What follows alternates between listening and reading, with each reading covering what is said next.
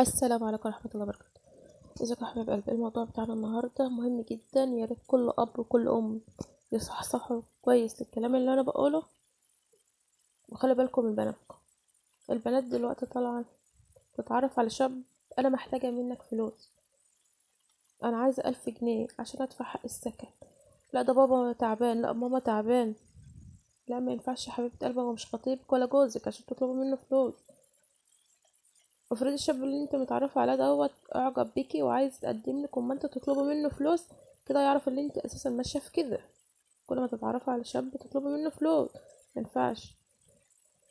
يا كل اب وكل ام يكرر كلامك كذا مره: خلي بالكم من بناتكم، اسالوا بناتكم رايحين فين جايين منين. ما ينفعش كل ما بنت تتعرف على ولد تطلب منه فلوس. يا حبيبه قلبي هو مش جوزك ولا خطيبك، لتاني مره بقولها. خلي بالك من نفسك يا حبيبة قلبي، خلي بالك من نفسك وملكيش دعوة بحد، وطبعا ملكيش الا سمعتك. وانا اسفة ان انا بحكي الكلام ده، بس انا حبيت اوعي كل بنت، واوعي كل اب وكل ام برضو.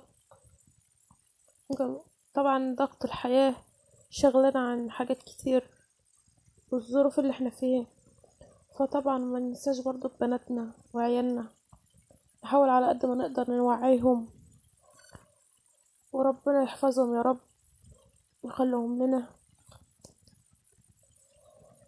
يا رب، ويبعد عننا كل حاجة وحشة يا رب. فانا اسفه ان انا بقول الكلام ده، فطبعا انا حبيت ان انا اوعي البنات، وخلي بالكم منهم وربنا يحفظهم لنا يا رب.